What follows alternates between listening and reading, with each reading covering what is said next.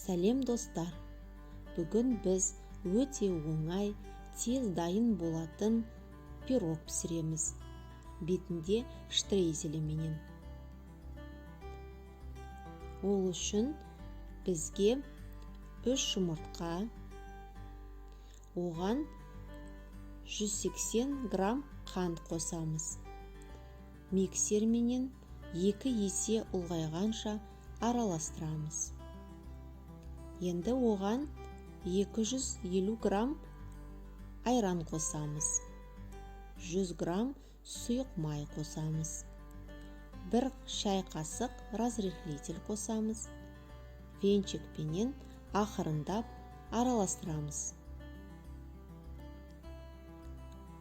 Енді 250 грамм ұнымызды елегіштен өткізіп қосамыз.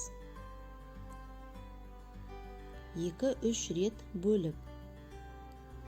Венчикпенен ақырындап төменнен жоғарғы қарай араластырамыз.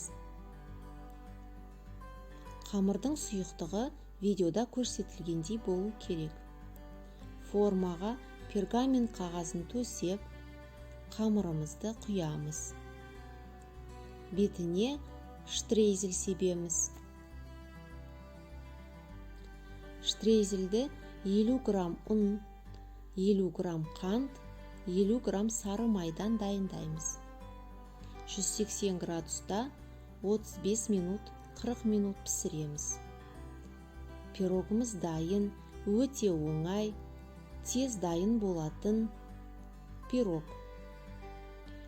Отбасыларыңызға, балаларыңызға міндетті түрде жасап пісіріп беріңіздер. Назарларыңызға рахмет. Каналға жазылып, лайк басуды ұмытпаймыз.